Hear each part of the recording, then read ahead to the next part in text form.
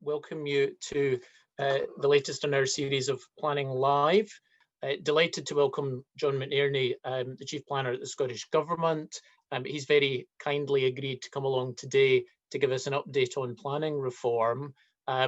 It's a very hot topic, literally in the sense that the position statement on National Planning Framework 4 was only published this afternoon. So I'm sure most of us are actually very interested to find out what it says, because we've literally not had a chance to read it.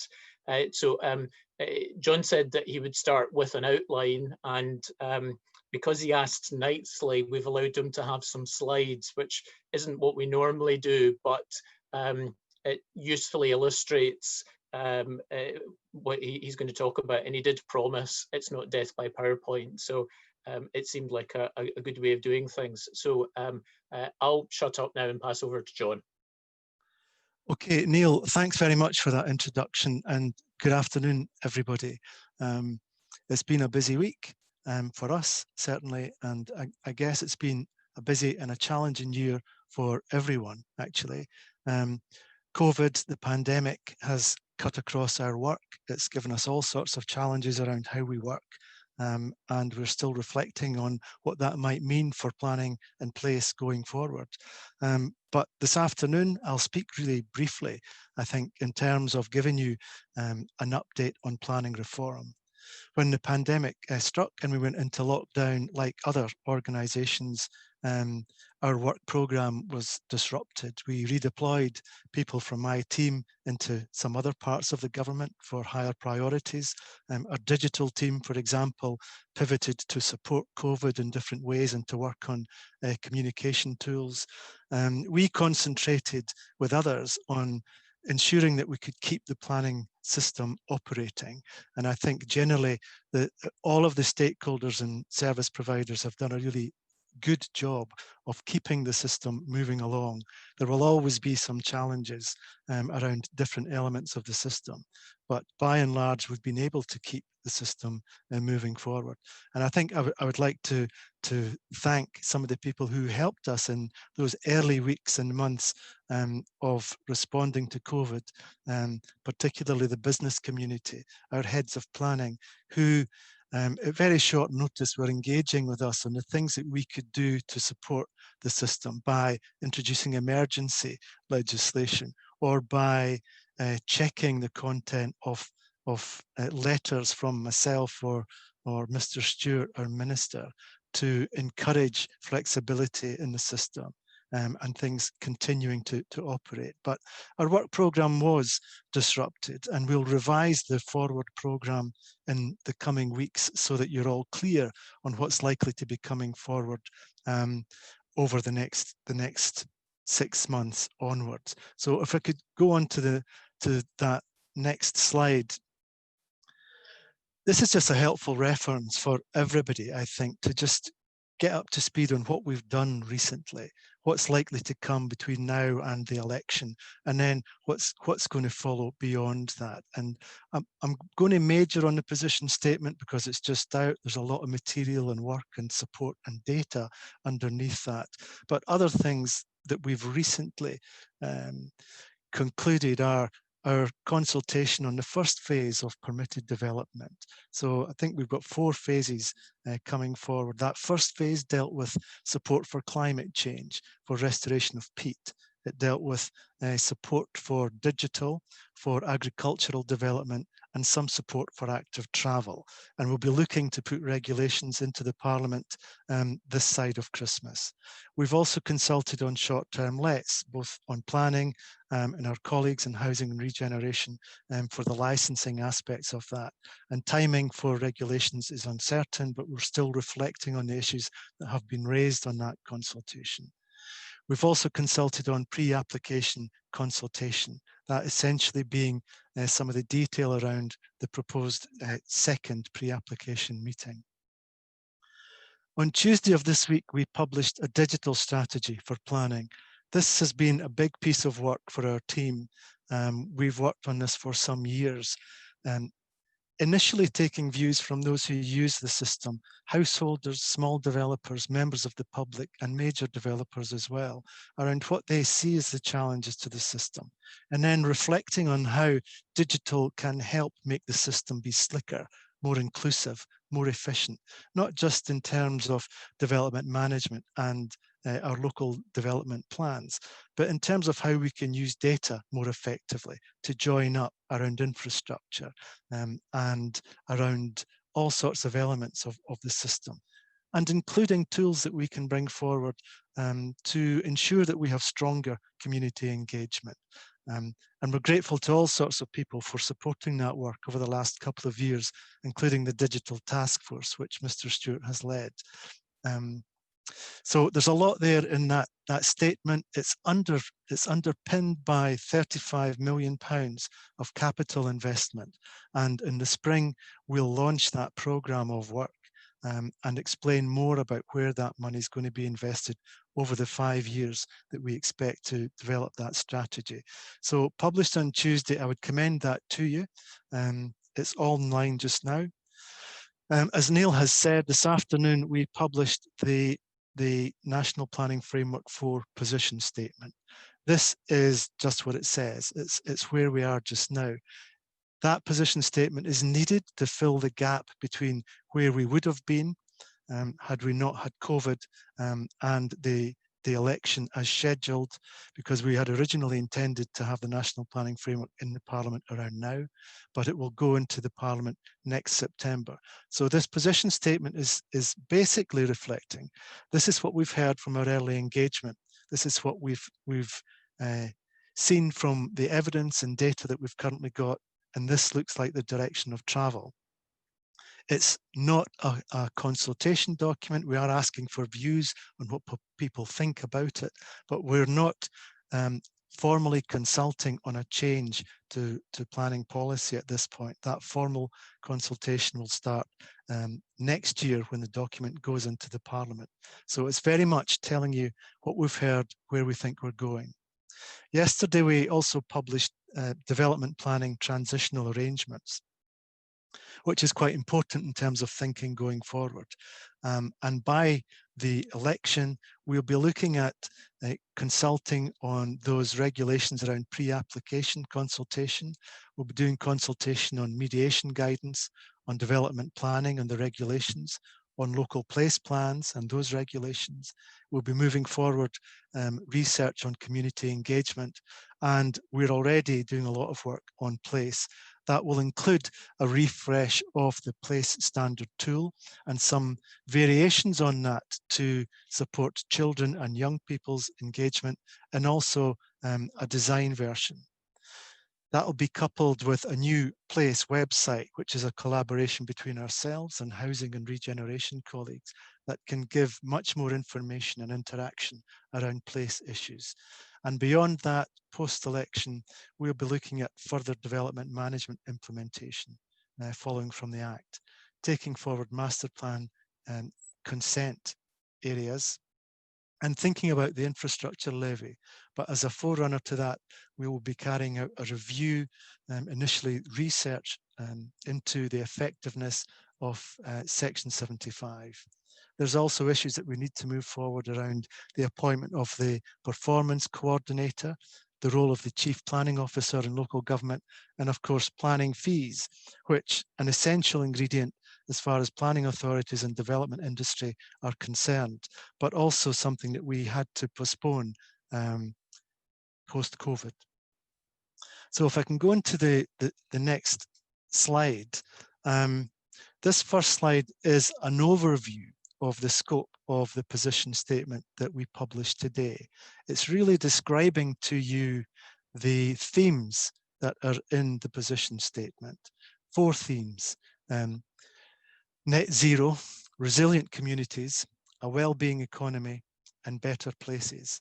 And within those 4 themes, there's a whole range of detailed Scottish planning policy issues for us to reflect on.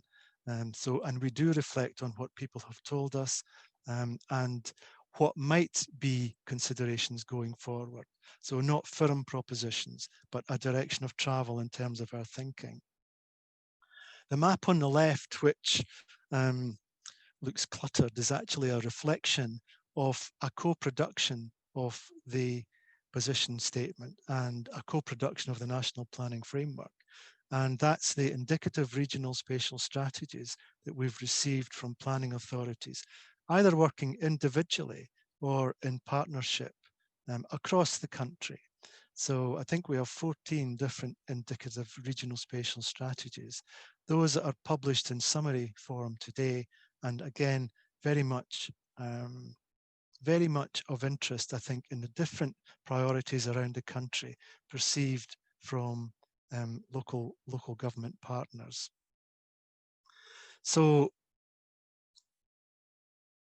still on the position statement here, I'd like to give a reflection of some of the key issues here and the sorts of things that people have highlighted to us and the direction of travel going forward.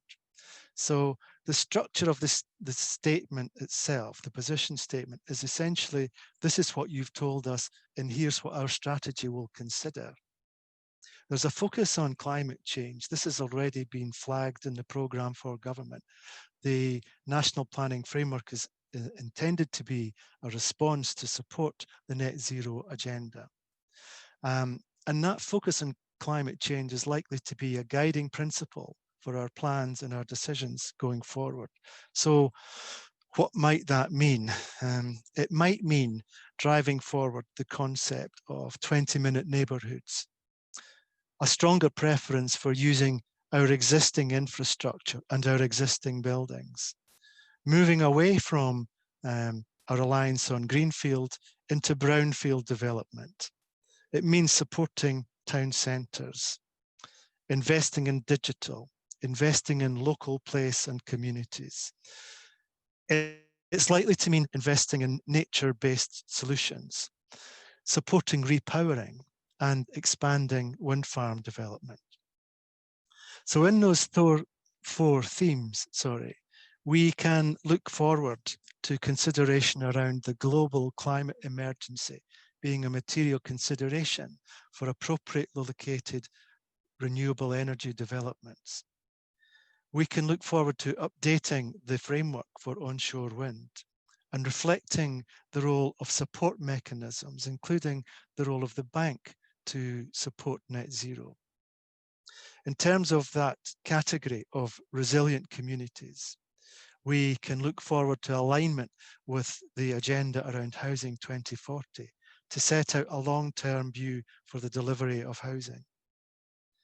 An infrastructure first approach to neighbourhood planning, to natural networks and sustainable travel. That focus on 20-minute neighbourhoods and what that means for urban areas as well as rural areas.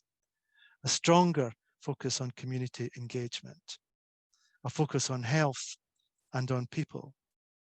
On support for the elderly and for ageing, both in housing and in the communities. To strengthen our pipeline of the delivery of housing. An alignment with the Strategic Transports Project Review too.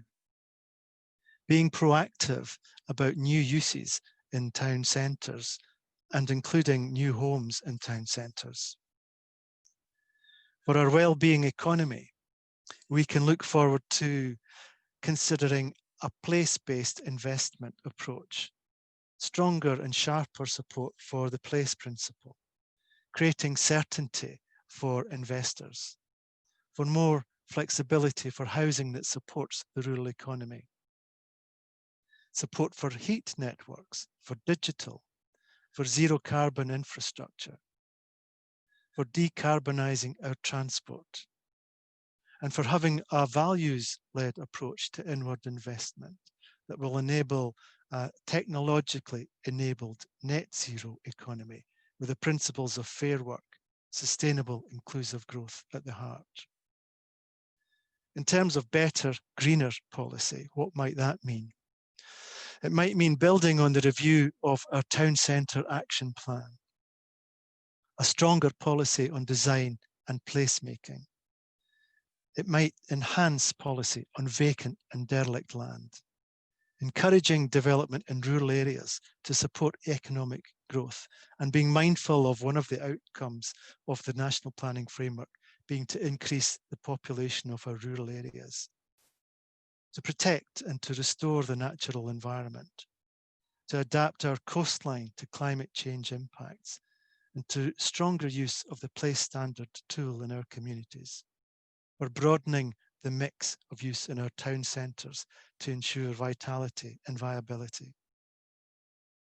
And finally, we can be looking forward to how this policy can sharpen our focus on delivery. And we'll do that for infrastructure with a focus on our infrastructure delivery group. We'll be looking to the gate check in the new development planning system to ensure that what goes into plans can come out of plans in a more effective way. We'll be taking forward that review of Section 75 and thinking around how master plan consent areas can sharpen the focus on a delivery stream and give greater certainty for those who want to invest in our system. So there is a final slide here, which is really about join up. You can see the timescale here, which sees us lay a draft of the National Planning Framework in autumn of next year. That's just before COP26. And before that, although the ingredients that we're aligning with on infrastructure investment, on the National Transport Delivery Plan, on the Strategic Transport Projects Review, and on the climate change update, those outputs are all following slightly different timescales. However, the public consultation, the join up within government is actually very strong, as is our join up on health, well-being, economy, and a green recovery across the government. So that's a look forward. It's giving you an idea of the scope of what's in the position statement and a direction of travel for the things that we'll take forward in collaboration with stakeholders between now and a draft being prepared next September for submission to the Scottish Parliament. And of course, thereafter, the Parliament have up to 120 days to consider and deliberate on that National Planning Framework, which we will see finalised in spring 2022. And by spring 2022, we will be looking forward to all the ingredients that allow our new system of local development plans to be in place and to be driven forward at that point. So I think that's enough from me at this point. I don't know, Neil, if I'm over or under time, but I'm happy to take questions on what you've heard. Thanks, John. I think that's just about perfect on timing, and thanks very much for that. I think everybody will have found that very, very helpful.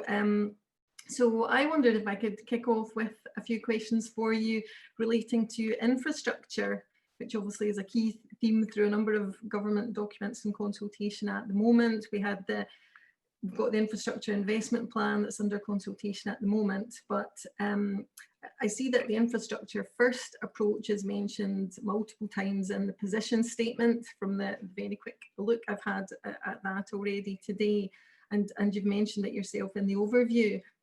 Is it possible to say at this stage how we might see that reflected in the draft of NPF4, John, when that comes forward? So one of the elements of the National Planning Framework is to give a strong steer around infrastructure. In terms of the plan itself, some of the infrastructure ingredients will flow from the infrastructure investment plan, which we expect to see next month. And there will be various bids for national developments. Now, I didn't major on national developments, but we have over 100 bids for national developments that might end up in the final plan. We'll use those 4 criteria that I mentioned at the outset to sift through those national developments. But some of those will be around infrastructure, and they will be one of the things that appear in the National Planning Framework. But the infrastructure first approach is also an ingredient in local development planning, and a sharper focus on delivery.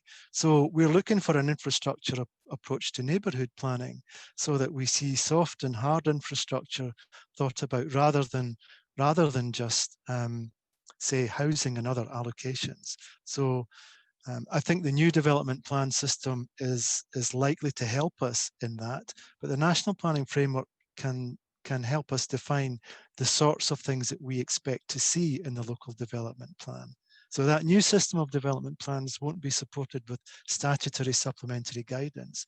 So it may well be that we see much clearer spatial representation about infrastructure in local development plans, but certainly in the national planning framework itself.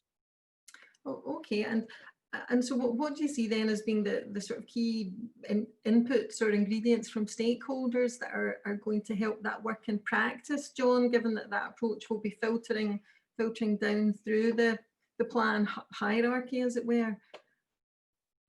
So stakeholders will have already offered some views through their early engagement, and we'll be taking them on board. We'll be continuing to discuss with stakeholder interests over this next 6 or 7 months about sharpening the focus of the national planning framework. But there's still opportunities, of course, to engage with us going forward. And then there's the formal engagement, public consultation once we get into the parliamentary process. So plenty of time for everyone to still have their say on that. I guess then sticking with infrastructure, John, we had a few questions coming in to us just around the question of developer contributions generally, how that's working. You've mentioned Section 75s and ongoing work or further work to be done, considering the effectiveness of those, and obviously linked into the infrastructure levy as a further piece of work to be done there. We have seen some problems continuing with planning authorities and their approach to policy on developer contributions. Aside from those sort of work streams that you've mentioned, is that a sign that perhaps more assistance is needed from Scottish Government in these areas, John, or what might be done to help grapple with these problems at the moment?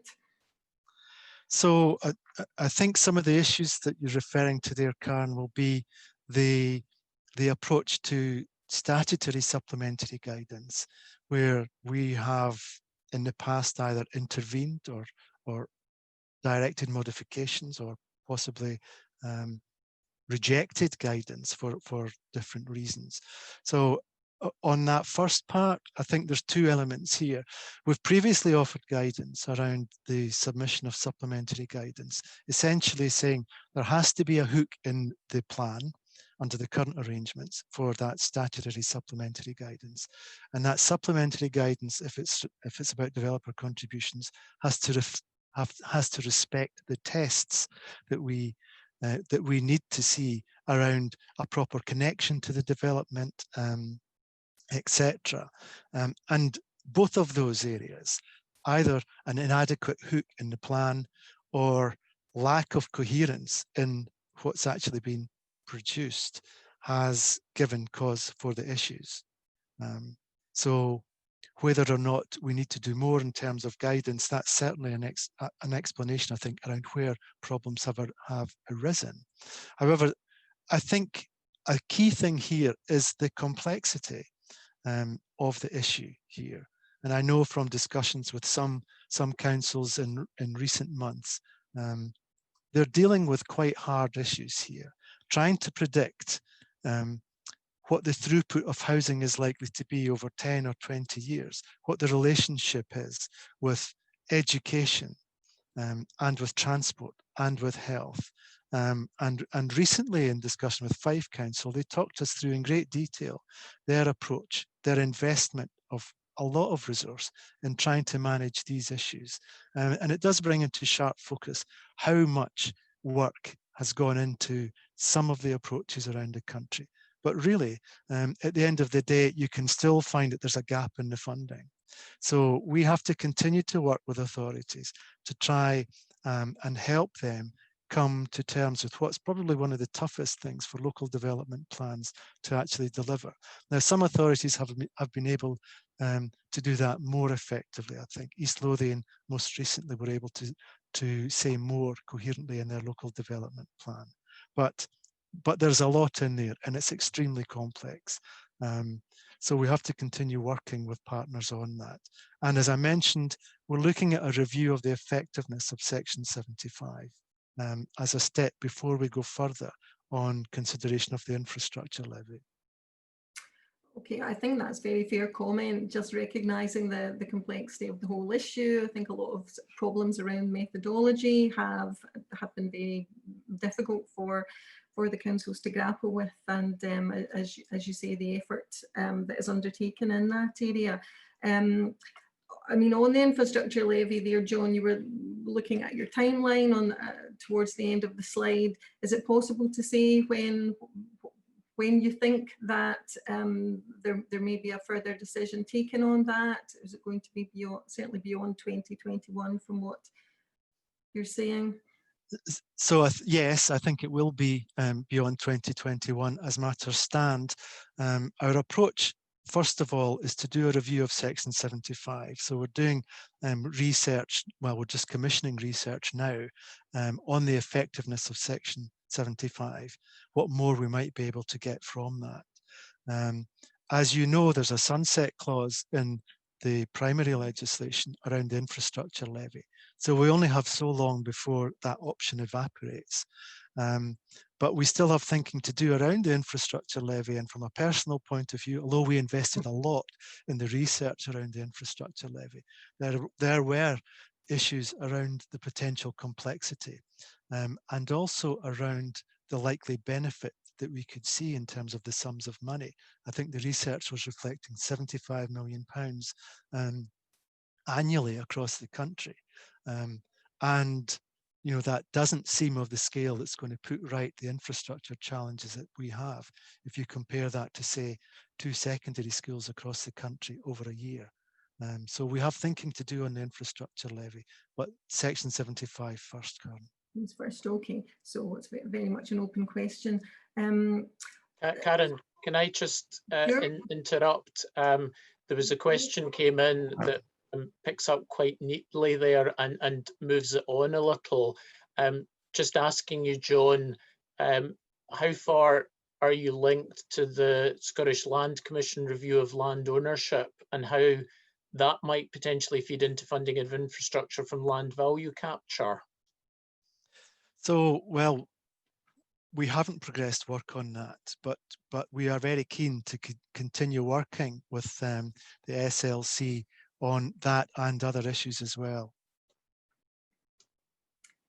Okay, if I can perhaps change of direction now, and we had a question which David Bell of David Bell Planning, I'm sure you know David, John, had raised with us in relation to renewables and the net zero targets. Obviously, you've touched on that already in terms of your overview. So David was mentioning the recent report from the Committee on Climate Change to Scottish Government, identifying NPF4 as key to the delivery of those targets. And I think you've referred to the climate change agenda very much as being a guiding principle here. So David's question really is, will the Scottish Government ensure that NPF4 contains the policy that's needed to facilitate that change, and that local authorities will follow that in local decision making? So the answer is yes. The NPF will very much look to address the issues about climate change and net zero. The position statement isn't a change in policy, though, but I think from what you'll have heard me say at the outset, this is a key area and one that we need to take forward seriously and show real progress, because the targets are extremely challenging, particularly to 2030. And as we've said before, the National Planning Framework needs to be a key response to that. So I think we'll see a lot more on that whole agenda of renewable energy in particular, helping us to get there. I'm sure that will be music to David's ears. And then perhaps a final one from me, John, the Scottish Government had launched its consultation on place-based economic development zones, which is running into December. Do you want to say a little bit about that, just in terms of the implications for planning? So a different part of the Scottish Government, Karen, has launched that consultation. In fact, I think it's more of a questionnaire around the experience that people have had around place-based support for economic development, whether that's clusters or enterprise areas. And of course, the context is a UK consultation around free ports and the aspiration for 10 free ports across the UK, possibly one in Scotland. And so that consultation is asking for people's particular response, what their experience has been. And it does bring into focus what the response from planning would be, whether it was around free ports and the land around a free port. In Scotland, we have taken a slightly different approach in the past. So if you look at enterprise areas, our response was not to introduce a special development order or a simplified planning zone. It has been to have a planning protocol, which was an informal agreement whereby, well, we agreed for heads of planning in the relevant areas to take charge of all consenting and to project manage them, not just planning, but anything else. And that worked very effectively. And I guess one of the things to keep in view here is what a Scottish approach to all of this is likely to be, given those 4 policy areas that I set out at the start on our focus on a well-being economy. What does that mean for green recovery, for quality jobs, for fair work? And how would a new initiative like Free Ports engage with those priorities for Scotland? So part of our consideration as government is really just taking views on this. And I think that consultation that you referred to runs into December. Yep, that's right. Oh, okay, well, thanks. I'm very conscious I better not hog all the time, John. And I think Elaine has a few questions, particularly in relation to house building, that she would like to ask. Hi, John. Hello, Elaine. Hi.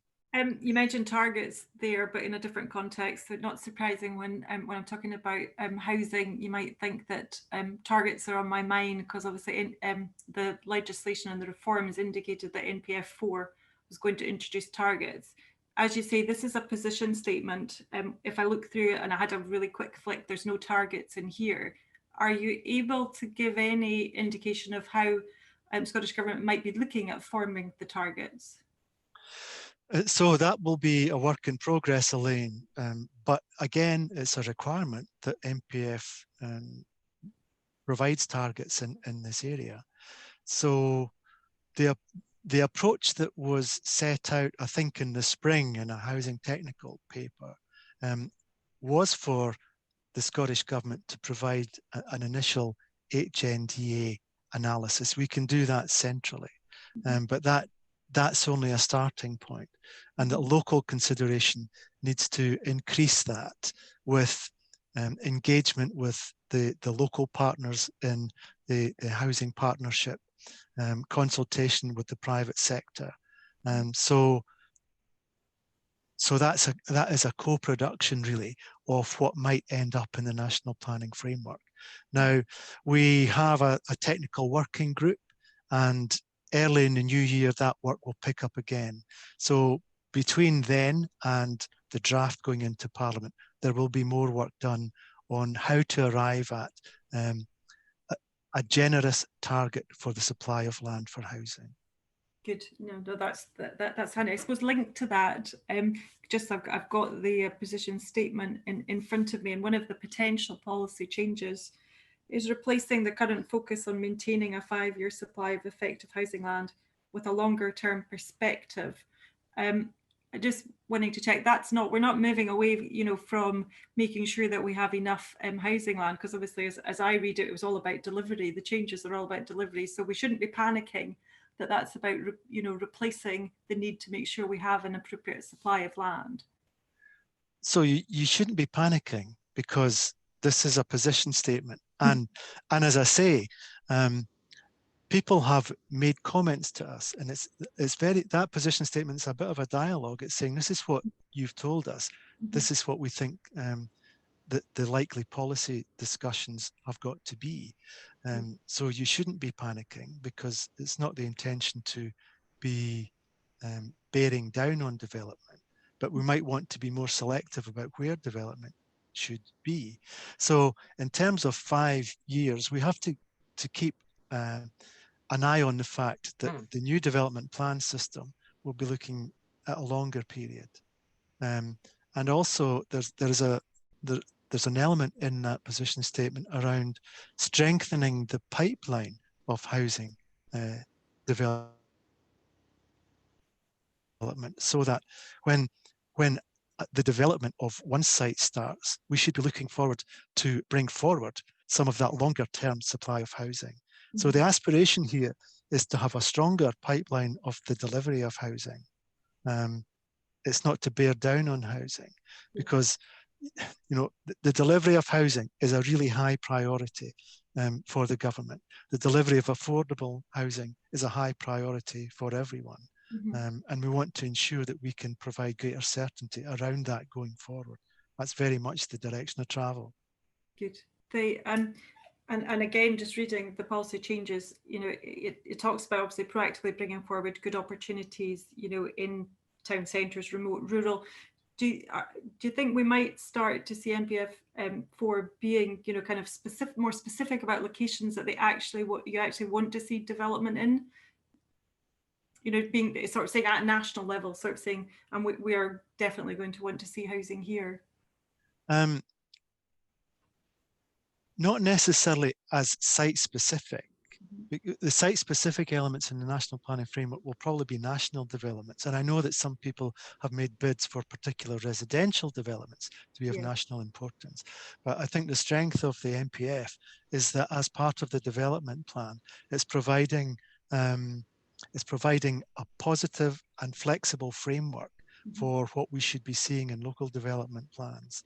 So certainly, how can we bring back or increase the supply of housing in town centres to just increase the vitality of those places? How can we ensure that we bring forward more brownfield land for housing and other development? It's an output to increase the population of rural Scotland. So how can we do that in a way that supports sustainable economic growth and responds to the need for green recovery in rural areas? And what does that mean for rural communities? So it's a direction of travel. It's high level policy, but there will be some specifics in there about locations. Yeah. And linked to that, obviously the infrastructure investment plan, there's what, £275 million, proposed for, as you said, community-led regeneration, and town centre. So, that's all, supports the policy and that supports the direction of travel, I presume. Yes, it does. And there's this ongoing review of the town centre action plan, and I think we might see outputs from that this side of Christmas. So that has progressed. We'll want to reflect on that and how we can support the need to reinvigorate town centres. Yeah. Now, I could ask you and carry on asking you questions for the rest of the evening, but Neil, I'm conscious just by seeing that there's quite a lot of questions that have come in that you might want to pick up, and I can always come back in with some questions. Okay. It's one of those situations where it's very much, where do I start? Maybe just backtracking a little to the delivering houses, and there was a question from Tammy at Homes for Scotland. She said, your slides today see housing featuring just in a place and quality context. Planning reform has previously been couched as being in part about delivering more homes too. Has that ambition been downgraded, or is it still a cross-cutting objective? So it's still a cross-cutting objective, Tammy. The slides reflect the approach in the position statement, but they don't reflect any downgrading of the delivery of housing. As I've just explained in an answer to Elaine, that is absolutely a high priority for the Scottish Government. And we're not signalling some reduction or bearing down on the supply of housing. In fact, the direction of travel is to ensure that we focus on the quality of our places. But that doesn't mean that we're looking for a reduction in the numbers that contribute to our communities. So no, I would suggest you don't need to see shadows there just because of where I've reflected housing delivery in that overview of the position statement. Is that helpful? I'm sure Tammy will find that helpful, yes. And then an anonymous question saying, alongside the action on climate change and net zero goals, are there going to be similar goals for biodiversity? So again, improving outcomes for biodiversity is a legal outcome for the National Planning Framework. So we will be saying more about that between now and the production of the official draft of the National Planning Framework. But yes, there will absolutely be a focus on improved outcomes for biodiversity. It's a legal requirement for us. Great. Elaine, do you want to pick back up? I was actually just flicking through the questions there, as well, and a question there from John Wright from Stratton Parker about permitted development rates and whether there's going to be, when you're looking at it, consolidation, rather, because that's where most people go in terms of looking at what they can or can't do kind of regularly. So is part of that going to be bringing everything together in a more consolidated form? So we haven't committed to, I mean, he's right, consolidation of secondary legislation would be really helpful, not just for permitted development. Our focus right now, though, is actually doing what we can to simplify that part of the system by taking more things out of planning control. And as I touched on briefly, I think with 4 phases, we've just completed the consultation on that first phase. The second phase, after the festive period, we'll get into what the Town Centre Action Plan review has thrown up. How can permitted development support the invigoration of our town centres, and more on electric vehicles charging, for example, in that second phase, and more thereafter. But I actually agree. I think that there's great value in trying to bring our secondary legislation into a clearer form into one place. Just going back a little bit actually to the digital planning, which, as you said, the Minister lodged kind of earlier this week. I thought it was interesting because it says that introducing new technology alone into the planning system will not bring about the vision for transformation, and it needs to be a whole system approach. I think whenever we talk about changes and that, we still always come back to the fact that we need to be looking at everything kind of in the round, and it's as much about people. Yes. And we still need to kind of try and achieve that. But I was also there's a graphic which indicates there's 1,600 planners, but only 6% are below age 30. How do we, attract younger people into the planning profession? So I think actually and it's not just for the RTPI, it's for all of us really, to promote the benefits of planning and how wide-ranging the interests actually are. So it's not just about the delivery of a particular type of development. It's actually, and I think you see this from the broad scope of those 4 ingredients in the position statement. It is about improving the health and well-being of our population. It's about improving the quality of our places, and it's about very much supporting a well-being economy. and all of those things are of real interest right across the population. So we need to make it easier for people to become planners. I know that some of the schools have had declining numbers. We need to promote the benefits of planning in schools, and there's been some good work done, certainly by PAS, in getting young people really engaged and energized in their own communities, partly through the place standard. So, and we need to make it easier to support people, whether that's through bursaries and other assistance, to get them to get through the system. And so, you know, with the investment in digital planning, it's not a case that we're not replacing planners. I'm not going to phone up trying to speak to planning officer and have to go through, you know, press 1 for this and press 2 for this, unless if it's press 3 for your planning consent, I might press that, you know, quite a lot. There's still going to be that investment in the resourcing, I suppose, of the of local authorities to ensure that we have that. So I mentioned that there's a capital programme. It's £35 million, and I really think that's a game changer. It's more than any money we've had in the past to develop the 3 portals that we've done. So that money is important, and the outputs from the use of that capital are very much about local government. But we need to be engaging with undergraduates as well to ensure that they're really part of the change into promoting digital as a way of working in planning.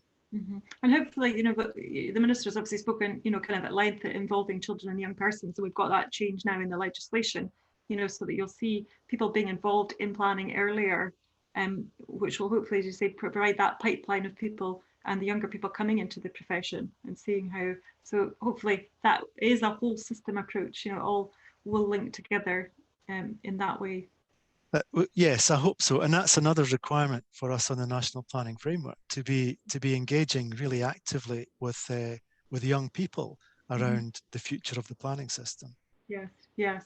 I'm conscious of the time, but Neil, I wondered if you wanted to ask another couple of the questions from the chat, because John said that he wasn't necessarily pushed for time, but so we could probably do a couple more.